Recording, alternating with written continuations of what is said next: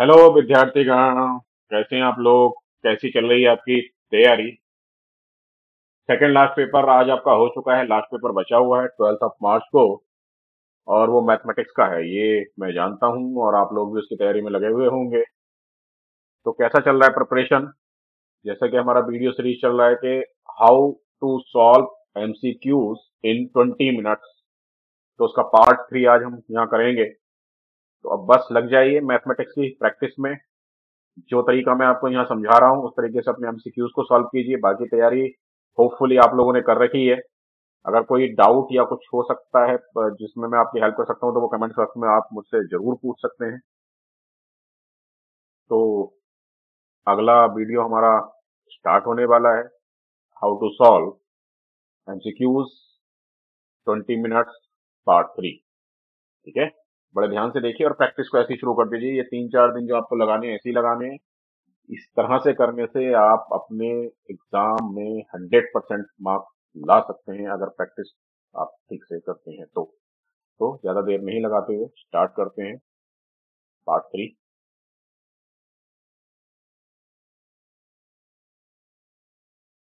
चलिए, ये क्वेश्चन आपकी स्क्रीन पर शो हो रहे होंगे और हम सीधे चलते हैं इनको सॉल्व करने के लिए। क्वेश्चन नंबर 1 सिंपल ही है, अगर आप पढ़ रहे हैं तो that is simple for you guys. क्या है question? If two positive integers a and b are written as a x cube y square and b x y cube, where x and y are prime numbers, then the result obtained by dividing the product of the positive integers by the LCM a b is what? तो LCM means वो number जो इन दोनों a और b से divide हो सकता हो। तो a और b से डिवाइड करने के लिए आप क्या लेते हो? ग्रेटर पावर लेते हो। तो x क्यूब और x में x क्यूब ग्रेटर पावर है, वाई स्क्वायर वाई क्यूब में वाई क्यूब ग्रेटर पावर है। तो आपका एलसीएम क्या आ जाएगा? X cube y cube. तो which is the correct option? C is the correct option. I hope बहुत सिंपल था, समझ आ गया होगा आप लोगों को। अगर कुछ भी प्रॉब्लम है तो डाउट्स आप कमेंट बॉक्स में पूछिए। The given linear polynomial y is equal to F X has, तो आपको ये क्वाड्रेंट दिया हुआ है जिसमें एक्स एक्सिस पर ये पॉइंट कट हो रहा है। तो एक्स एक्सिस पर जो पॉइंट कट होता है वही आपका क्या होता है? जीरोस होता है। तो there is a 1 0 and the zero is 3। तो which is the correct option? B is the correct option. देखिए, ओरल आप सब ये सब कर सकते हैं। The lines representing the given pair of linear equations are non intersecting. Non intersecting means they are parallel, है ना? Which of the following statement is true? तो if the line are parallel, तो coefficients of x and Y are equal and constant term is ratio of constant term is not equal, है ना? उनके ratios equal आते हैं। तो 3 conditions होती हैं: इंटरसेक्टिंग लाइंस, पैरेलल लाइंस और कॉन्सिडेंट लाइन। तो अगर आपके पास पैरेलल लाइन है तो ये स्टेटमेंट बनेगा। अगर कॉन्सिडेंट लाइन है तो a1/a2 is equal to b1/b2 is equal to c1/c2। आप लोग जानते होंगे, मैं आपको रिवाइज करा रहा हूं। If lines are intersecting, then a1/a2 not equals to b1/b2 and not equals to c1/c2. Okay. The nature of roots of the quadratic equation 9x square minus 6x minus 2, तो इसके लिए डिस्क्रिमिनेंट आप निकालेंगे b square minus 4ac। ठीक है, तो compare कर दो ax square plus bx plus c से। तो यहाँ पर b का वैल्यू आ रहा है -6, -6 का स्क्वायर आ जाएगा 36 एंड -4 इंटू ए का वैल्यू कितना है? 9 और सी का वैल्यू है यहाँ -2। तो अभी 9 4 जा 36, 2 जा 72, मैं right?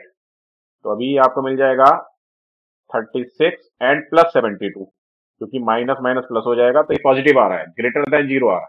If it is greater than zero तो roots are real and unequal. तो 2 distinct real roots, C is the correct option. Okay, two APs have the same common difference. The first term of one of these is -1 and that of the other term is -8. The difference between the fourth term, तो कोई भी term आप लीजिए, first term, second term, third term, fourth term, दोनों APs के बीच में difference हर common term पर same आएगा। और वो डिफरेंस क्या बनेगा गाइस? ये आएगा आपको -1 एंड माइनस -8 दैट इज 7। ठीक है, अगर आपके पास दो एपीज हैं और उनके कॉमन डिफरेंस सेम दिए हुए हैं तो आप क्या कीजिए, उनकी टर्म्स का किसी भी पॉइंट पर डिफरेंस निकाल दीजिए, तो आपको हर टर्म के लिए वो डिफरेंस कॉमन रहेगा, या वो फोर्थ हो, फिफ्थ हो, सिक्स हो, सेवेंथ हो या थाउजेंड हो। ठीक है, तो सी इज द करेक्ट ऑप्शन। और डिफरेंस आपको पॉजिटिव ही लेना है, नेगेटिव नहीं लेना है। What is the ratio in which the line segment joining 2, -3 and 5, 6 is divided by x-axis? तो x एक्सिस का मतलब क्या हुआ, x एक्सिस पर अगर ये डिवाइड कर रहे हैं इट मींस बाई जीरो है, x, 0। और सेक्शन फॉर्मूला आप लोग जानते हो, y इज इक्वल टू क्या आप लाओगे, m बाई टू। एक मिनट लिख देता हूं मैं आप लोगों के लिए इसको, section formula y is equal to m by two plus n by one upon m plus n। I hope सबको याद होगा ये, और कोऑर्डिनेट ज्योमेट्री की क्लास मैंने कराई भी है आप लोगों को इसी चैनल पर। तो यहां पर आपके पास m y2 का वैल्यू अगर आप लेंगे तो ऑब्वियसली 6 आएगा, एंड प्लस n y1 का वैल्यू यहाँ -3 है और अपॉन m प्लस n। ठीक है, और y का वैल्यू 0 आप लेंगे x एक्सिस पर, क्योंकि ये कट हो रहा है तो यही हमें बेनिफिट देगा यहाँ पर। बस m प्लस n को 0 से आगे जब मल्टीप्लाई करोगे 0 हो जाएगा, और यही आ जाएगा 6m is equal to -3n, उधर जाकर पॉजिटिव हो जाएगा, तो m अपॉन n आपको मिल जाएगा 3/6 means 1/2, which is the correct option. 1:2 is the correct option. ठीक है, चलिए नेक्स्ट क्वेश्चन की तरफ बढ़ेंगे। आई होप क्लियर हो रहा है आपको। कोई भी डाउट अगर है तो कमेंट बॉक्स में जरूर मुझसे उसके बारे में बात कीजिए। A point x, y is at a distance of 5 units from the origin.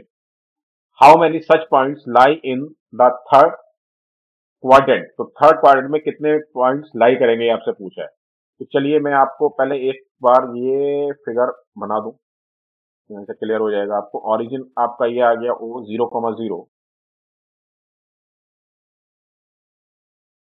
एक पॉइंट x, y है जिसका डिस्टेंस 5 यूनिट है ऑरिजिन से। ठीक है, तो how many such points lie in third quadrant? तो थर्ड क्वाड्रेंट में कितने पॉइंट्स लाई कर रहे होंगे इन किसके लिए, इस कंडीशन के लिए। तो ऑब्वियसली अगर आप इसको आगे बढ़ाते हैं तो ओनली 1 पॉइंट आएगा। थर्ड में लें, फोर्थ में लें, फिफ्थ में लें, जहां भी आपको लेना है, अगर ये कंडीशन को सेटिस्फाई करना है तो। ठीक है, how many such points lie in third quadrant? तो only 1, B option. First quadrant में भी 1 आएगा, थर्ड में, सेकंड में, फोर्थ में, जिसमें भी आप लें। ठीक है, इस कंडीशन को सेटिस्फाई करने के लिए, इस कंडीशन को जिसमें डिस्टेंस 5 यूनिट आएगा ऑरिजिन, तो वो कंडीशन एक ही होगा। ओके, चलिए। In triangle ABC DE is parallel to AB, AB is A, DE is X, BE this, और ईसी इज सी। तो एक्स का वैल्यू आपको फाइंड आउट करना है। यहां मैं एक बार वैल्यूज लिख देता हूं आप लोगों के लिए। A B is given as A, DE is X, BE is B, और ईसी इज सी।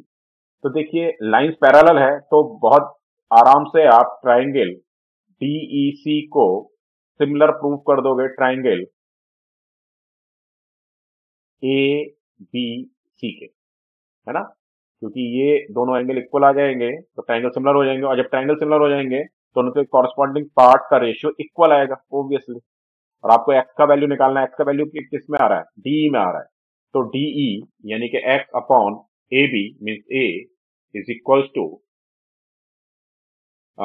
ये आपने कौन सा ट्राइंगल लिया है, एक छोटे की साइड और एक बड़े की साइड। ठीक है, अभी इसकी कॉरस्पॉन्डिंग साइड्स क्या आ जाएंगी, अगर ट्राइंगल में जाएंगे तो बड़े ट्राइंगल की कॉरस्पॉन्डिंग साइड बनेगी बी प्लस सी यानी कि ईसी, और छोटे ट्राइंगल की कॉरस्पॉन्डिंग साइड बनेगी ईसी अपॉन सी। ठीक है, तो आई होप कोई डाउट आपको नहीं हो रहा है यहाँ पर।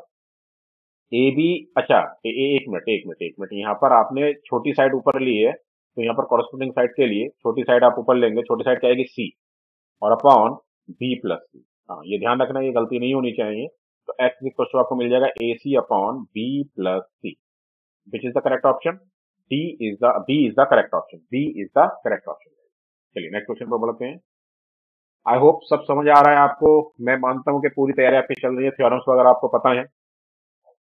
If O is the center of a circle and chord PQ makes a 50 degree, ये 50 डिग्री बना रहा है कोड के साथ टेंजेंट का angle PR, the point contact, then the angle subtended by the chord at the center। तो centre पर अगर आपको एंगल निकालना है तो इसका ठीक आप डबल कर देंगे, 50 का डबल 100 डिग्री, ये आ जाएगा। ये थ्योरम आप लोगों ने पढ़ रखी है कि जो कॉर्ड सेंटर के साथ एंगल बनाती है, वही कॉर्ड अगर आप उसके सर्कमफ्रेंस पे एंगल बनाएंगे तो उतना ही एंगल ये बनेगा, ये भी 50 डिग्री आएगा, और सेंटर एंगल सेगमेंट एंगल का डबल होता है। ठीक है, नेक्स्ट क्वेश्चन पर आइए। A quadrilateral PQRS is drawn to circumscribe a circle. PQ is 12, QR is 15, SR is 14, TS निकालना है। तो ये थ्योरम आपको पता होने चाहिए। जब कोई कोई क्वाड्रिलेटरल सर्कमस्क्राइब करता है किसी सर्कल को, तो उनके अपोजिट साइड्स का सम इक्वल होता है, यानी कि P Q plus S R is equal to आएगा आपका Q R plus T S. ठीक है, means 12 plus 14 is equal to 15 plus P S. P S आपको फाइंड आउट करना है, तो पी एस सॉल्व करके यहाँ आपको कितना आ जाएगा, 26 माइनस 15 11। तो this is the correct option, D is the correct option. Given that sine theta A upon B, sine theta A upon B, it means A upon B क्या होता है, perpendicular upon hypotenuse आता है sine theta. तो ये perpendicular को represent करेगा, ये हाइपोटेनस को रिप्रेजेंट करेगा। बेस आपको निकालना है, तो base is equal to square root hypotenuse square means B square minus A square. तो अभी आपको कॉस थीटा निकालना है, कॉस थीटा होता है बेस अपॉन हाइपोटेनियस। तो बेस यहाँ पर कितना आ रहा है, अभी आपने निकाला बी स्क्वायर माइनस ए सी, और हाइपोटेनस कितना है यहाँ पर आपका बी है, तो B square minus A square upon B, which is the correct option, C is the correct option. Cos theta क्या होता है, बेस अपॉन हाइपोटेनस। तो बेस अभी आपने निकाला B square minus A square, और upon B, hypotenuse is B. Yes, okay, very nice. Sec A plus tan A 1 minus sine A का value आपको यहाँ निकालना है। तो सेक ए आप जानते हैं क्या होता है, 1 upon cos A plus tan A होता है बना sine A upon cos A, bracket and next bracket 1 minus sine A. अभी कॉस ए अगर आप एलसीएम लेते हैं तो ऊपर आ जाएगा 1 plus sign A, 1 plus sign A upon cos A, और एक ब्रैकेट में आपका 1 माइनस साइन ए आपको गिवन। अभी तो आइडेंटिटी आपको समझ आता है, A plus B, A minus B क्या होता है, A square minus B square means 1 minus sine square A upon cos A, और 1 माइनस साइन स्क्वायर है कॉस स्क्वायर ए आएगा, और cos square upon cos A आपको क्या मिल जाएगा, कॉस ए आपका आंसर आ जाएगा। D is the correct option. Okay, ध्यान से करिए, बहुत आसानी के साथ आपके क्वेश्चंस होते चले जाएंगे। If a pole 6 metre high cost और shadow 2√3 metre long on the ground, the sun's elevation is. तो देखिए, एक शैडो 6 मीटर का आपको गिवन है, जो ग्राउंड के साथ कितना शैडो बना रहा है, 2√3 मीटर का शैडो बना रहा है। आपको एंगल ऑफ एलिवेशन निकालना है बेसिकली। और tan थीटा आप जानते हैं क्या होता है, परपेंडिकुलर अपॉन बेस में 6 अपॉन 2√3। अभी 2 से 3 टाइम्स ये डिवाइड हो जाएगा, √3 से √3 टाइम्स ये डिवाइड हो जाएगा। तो tan थीटा में √3 कौन सा एंगल की वैल्यू आती है, इतना तो आप लोगों को याद होगा, ट्रिग्नोमेट्री भी हम इस चैनल पर करा चुके हैं, वो 60 डिग्री होता है। तो A is the correct option. Okay,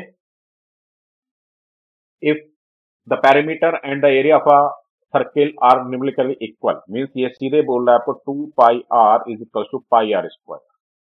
pi pi cancel, और आर से एक आर कैंसिल हो जाएगा, तो R is equal to 2 units. तो radius of the circle is 2 units. It is proposed to build a new circular park equal in area to the sum of areas of two circular parks of diameter 16 meter and 12 meter in a locality the radius of the new park. तो new park का radius आपको find out करना है, क्या equal होगा, दो circular park को मिलाकर आप एक पार्क बनाना चाहते हैं, इट मीन उनके एरियाज इक्वल आएंगे, और इसमें जो रेडियस यहाँ आ रही है ये 8 आएगी और ये 6 आएगी। तो बड़े पार्क की रेडियस को अगर आप आर ले लेते हैं, कैपिटल आर, तो pi R square is equal to, pi common निकाल देते हैं साथ में, R square mean 64 and plus 36। तो पाई पाई गेट कैंसिल, तो अभी आर स्क्वायर आपको मिल जाएगा 100 यूनिट्स, यानी कि आर आपको यहां मिल जाएगा 10 units. Which is the correct option, A is the correct option. There is a square board of side 2 meter units 2a meter, ये 2a मीटर आपको साइड दिया हुआ है, तो इट मीन्स ये जो सर्कल अंदर बन रहा है उसका रेडियस कितना आ जाएगा गाइस, दैट इज a। ठीक है, circumscribe a red circle, Jaidev is asked to keep a dot on the above said board. The probability that he keeps the dot in shaded region, तो shaded region आपका favourable area हो गया, तो favourable area निकालने के लिए आप क्या करेंगे, स्क्वायर के एरिया में से सर्कल का एरिया माइनस करेंगे। स्क्वायर एरिया होता है side square, side is given as 2a square, यानी कि 2a square minus circle area is pi R square, pi और radius of the circle is A, pi A square upon total area जितना भी है ना, तो टोटल एरिया तो square का एरिया बनता है, that is 2a square. This is the required probability जो आपको यहाँ फाइंड आउट करना है। ओके, प्रोबेबिलिटी तो सब लोग जानते होंगे, favourable outcomes upon total outcomes, तो ये 4a square minus pi A square upon 4a square आ जाएगा, और यहाँ पर a स्क्वायर आप कॉमन लेने वाले हैं, तो 4 minus pi divided by 4a square divide हो जाएगा, तो 4 minus pi divided by 4, which is the correct option, B is the correct option. Okay, 2 cards of hearts and 4 cards of spades, तो hearts को आप जानते हो ये रेड होता है, स्पेट्स को आप जानते हो ये ब्लैक कार्ड होता है। ठीक है, are missing from a pack of 52 card, a card is drawn at random from the remaining pack, तो रिमेनिंग पैक में कितने कार्ड बचे, अगर ये रिमूव हो चुके हैं, ये है ही नहीं, वहां मिसिंग है, 4 + 2 6 कार्ड, तो 52 माइनस 6 46 आपके पास टोटल आउटकम्स आ रहा है। ठीक है, और फेवरेबल आउटकम्स क्या है, from the remaining pack what is the probability getting a black card, तो ब्लैक कार्ड आपके पास टोटल 26 होते हैं, जिसमें से 4 ब्लैक कार्ड्स मिसिंग है, तो 22 ब्लैक कार्ड्स आपको बचेंगे, तो 22 अपॉन 46, ये ऐसे ही ऑप्शन आपको दिया हुआ है, B is the correct option. Okay, the upper limit of the modal class of the given distribution is, upper limit कहां मिलेगी आपको, अपर और लोअर, जहां आपका प्रोबेबिलिटी हाईएस्ट प्रोबेबिलिटी होगा, तो हाईएस्ट फ्रिक्वेंसी होगा, तो हाईएस्ट फ्रिक्वेंसी कितना है यहाँ पर 51 आ रहा है, तो 51 का लोअर लिमिट जो भी आएगा, अपर लिमिट कितना है 165, विच is the correct option, 165 in A option, A is the correct option. Okay, in the question number 19 to 20, a statement of assertion A is followed by a statement of reason R, choose the correct option. Statement A assertion, total surface area of the top is the sum of the curved surface area of the hemisphere and the curved surface area of the cone, ये total surface area आपको बोला हुआ है, ये this is the assertion. Reason is given as top is obtained by joining the plane surfaces of the hemisphere and cone together. Definitely जब plane surfaces को आप join करोगे तभी आपका ये top बनेगा, it means reason is also true for the assertion A. So which is the correct option, both assertion A and reason R are true, and reason R is correct explanation of assertion A. So it means A is the correct option for this question. Next question पर बढ़ेंगे, statement A assertion -5 upon 2, 0, 5 upon 2 is an arithmetic progression. Yes, this is in an arithmetic progression. Statement R reason, the terms of an arithmetic progression cannot have both positive and negative rational numbers. This is wrong. आप पहले अगर session में ही देखें तो वहां आपको negative और positive rational number मिल रहा है, it means region R is not true. So which is the correct assertion is true. This is the arithmetic progression, but reason R is not true. This is wrong. The assertion A is true, but reason R is not true. This is the C option. C is the correct option. तो ये 20 question हमने कर लिए. Hopefully आपको समझ आ रहे हैं. तो जल्दी जल्दी चैनल को पर अपने दोस्तों को शेयर कर दीजिए, जिससे सभी को एग्जाम में फायदा मिले. और जो भी आपको प्रॉब्लम है कमेंट बॉक्स में पूछ सकते हैं. लाइक करना बिल्कुल मत भूलिएगा. सब्सक्राइब भी चैनल को कर लीजिएगा. Thank you very much.